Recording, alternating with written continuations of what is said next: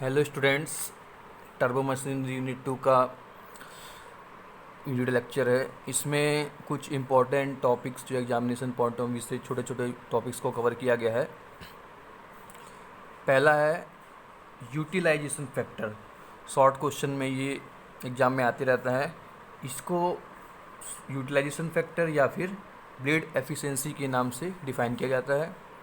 इसको हम कैसे डिफाइन करते हैं? इसको रेशियो के फॉर्म में डिफाइन करते हैं। Utilization factor is the ratio of work done by the blade to kinetic energy of the flow.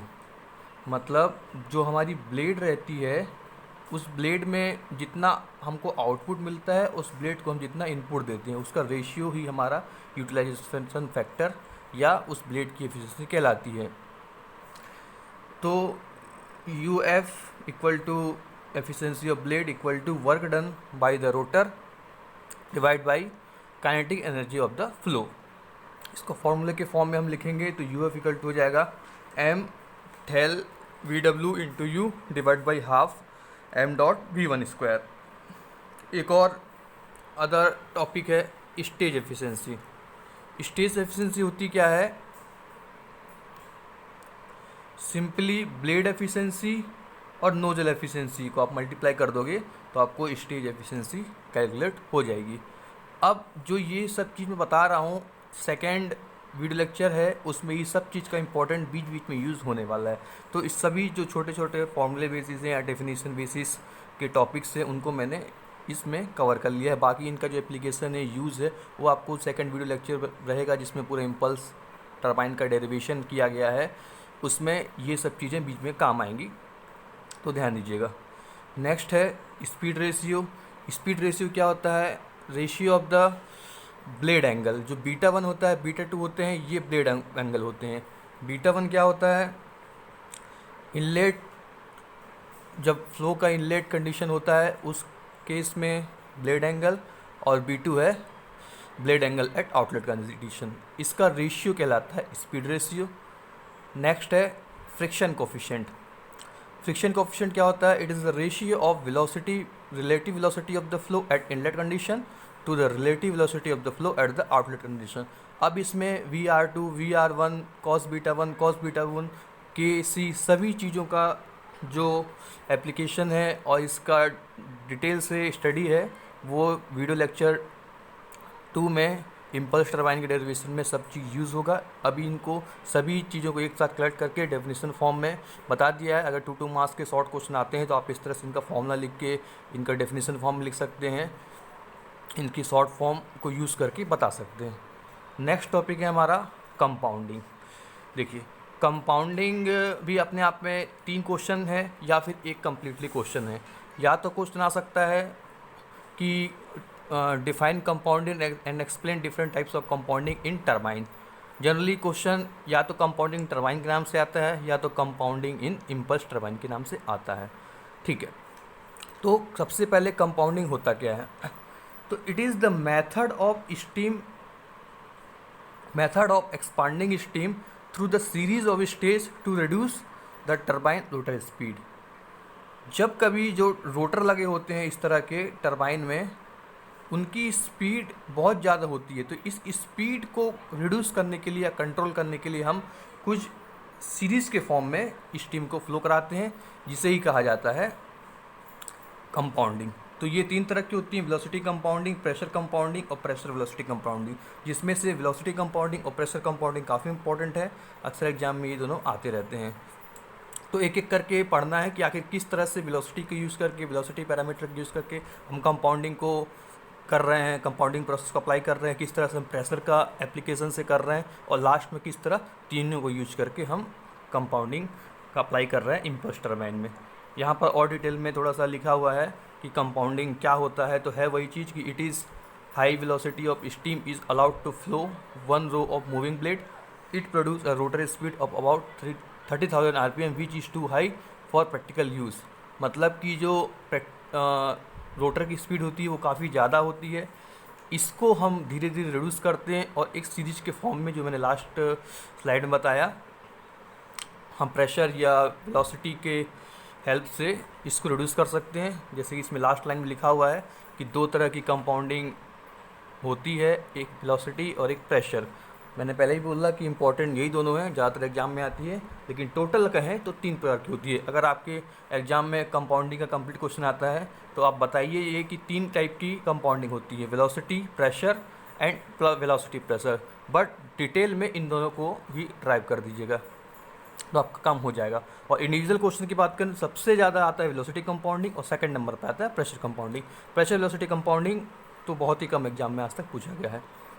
चलिए, सबसे पहला है वेलोसिटी कंपाउंडिंग। तो वेलोसिटी कंपाउंडिंग हो या प्रेशर कंपाउंडिंग हो, ये इसका डायग्राम के थ्रू, एक डायग्राम के थ्रू हम इसको एक्सप्लेन करेंगे। इसके लिए हमें 4 चीज़ों की ज़रूरत पड़ेगी। पहला है नोज़ल, दूसरा moving blade, fix blade and moving blade.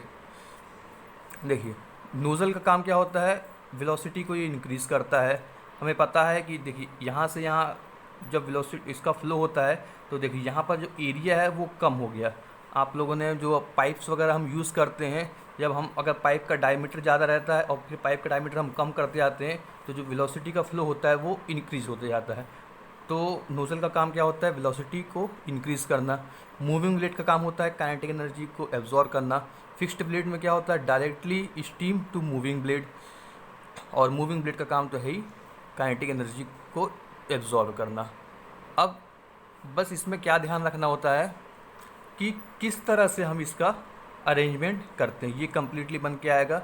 इसको मैं समझाता हूँ इस डायग्राम के माध्यम से।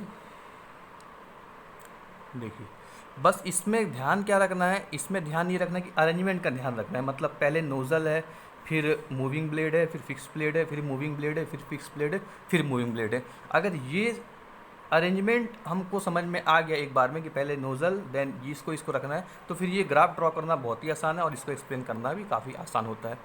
तो देखिए, जैसे कि हमें पता है, हमने शॉर्ट में हमने पहले यही जान लिया कि नोज़ल में क्या होता है, मूविंग ब्लेड में क्या होता है, फिक्स ब्लेड में क्या होता है। एनर्जी को अब्जॉर्व करना, नोज़ल में वेलोसिटी इंक्रीज़ होती है। तो एक एक लाइन के बीच इसको समझते चलते हैं। जैसे कि यहाँ से यहाँ तक नोज़ल है, इतना से इतना के बीच नोज़ल है, इतना पॉइंट से इतना पॉइंट के बीच नोज़ल है हमारा। तो यहाँ पर क्या होता है कि वेलोसिटी नोज़ल में जब यहाँ से स्टीम फ्लो होगी तो वेलोसिटी इंक्रीज़ होगी। बट मूविंग ब्लेड में क्या हो रहा है, देखिए ये वाला पार्ट क्या, वेलोसिटी इंक्रीज़ हो रही है। उसके बाद क्या हो, लेकिन उसके बाद क्या होता है, मूविंग ब्लेड में वेलोसिटी डिक्रीज़ होती है। मूविंग ब्लेड में वेलोसिटी डिक्रीज़ होती है और फिक्स ब्लेड में वेलोसिटी कांस्टेंट रहती है। फिर मूविंग ब्लेड में वेलोसिटी कम हुई और फिर फिक्स ब्लेड में वेलोसिटी कांस्टेंट हो गई, फिर मूविंग ब्लेड में वेलोसिटी कम हो गई। कहने का मतलब ये है कि वेलोसिटी इंक्रीज़ हुई, फिर धीरे धीरे धीरे धीरे वो कम होती जाती है। तो जो हम रोटर की बात कर रहे थे, रोटर की स्पीड या वेलोसिटी डिक्रीज़ होती जाती है। और इसी में प्रेशर की बात करें तो प्रेशर है नोज़ल में कम होता है, डिक्रीज़ होता है।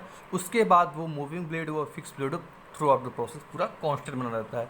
तो इसी चीज़ को फाइनली हम इस फॉर्म में देखते हैं। वेलोसिटी कंपाउंडिंग में लगे होता है नोज़ल, उसके बाद फिर moving blade, fix blade.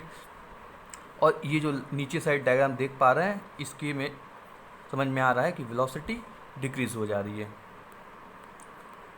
Next है आपका प्रेशर कंपाउंडिंग।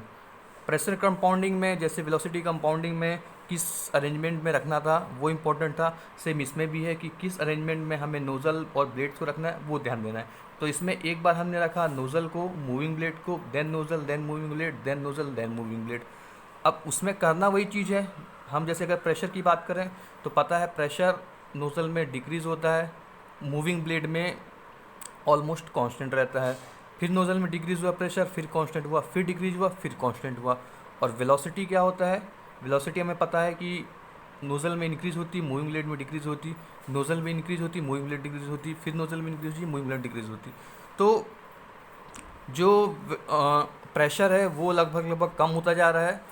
प्रेशर के कम होने से और वेलोसिटी भी ऑलमोस्ट धीरे धीरे आते आते स्टार्टिंग कंडीशन से लास्ट कंडीशन तक डिक्रीज़ होती जाती है। तो क्योंकि लास्ट में हमने क्या अप्लाई करा होता है, मूविंग ब्लेड अप्लाई करता है। शुरुआत हम करते हैं नोज़ल से, नोज़ल में इंक्रीज़, देन ब्लेड में डिक्रीज़, इंक्रीज़ डिक्रीज़ करते करते लास्ट में फाइनली जो रोटर की वेलोसिटी होती है वो कम मिलती है। ये वाला डायग्राम लगभग हमें इस तरह से प्राप्त होता है। ये डायग्राम आप देख पा रहे हैं, इसमें भी टर्बाइंस लगे हुए हैं। बीच बीच में जो एन एम करके लिखा हुआ है, एन स्टैंड फॉर नोज़ल और n stand for moving blade. ये कम्प्लीटली इसका लाइन डायग्राम टाइप से है और एक्सप्लेनेशन पॉइंट ऑफ व्यू से इस डायग्राम की हेल्प से आप समझ सकते हैं। चाहे तो आप एग्जाम में सिर्फ इसको बना सकते हैं या चाहे तो इसको बना सकते हैं। और इसके एक्सप्लेनेशन के लिए जैसे मैंने सिंपल बताया कि आप पहले बता दें कि इनका यूज़ होगा, इन सिस्टम्स को हम लाइन से यूज़ करेंगे, फिर इस तरह से एनर्जी या वेलोसिटी इंक्रीज डिक्रीज होती है, इस तरह से यूज़ करके इसको बनाया जा सकता है। लास्ट होता है कंपाउंडिंग, प्रेशर कंपाउंडिंग। इसमें भी कुछ नहीं है, बस यही ध्यान देना है कि इसका सीरीज़ का ध्यान देना है। पहले nozzle, moving blade, then fix blade, then moving blade, then nozzle, then moving blade, then fix blade, then moving blade.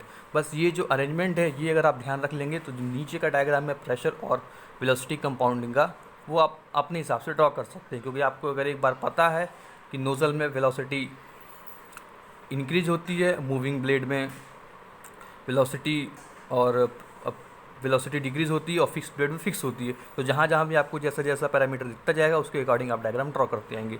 और सेम प्रेशर के लिए पता रहेगा तो भी कॉम्बिनेशन इसका ड्रॉ कर सकते हैं। तो इस तरह से तीनों टाइप की कंपाउंडिंग ख़त्म हुई। यह काफ़ी इंपॉर्टेंट टॉपिक है। जैसे मैंने बताया कि ज़्यादातर क्वेश्चन कम्प्लीटली आ सकता है कि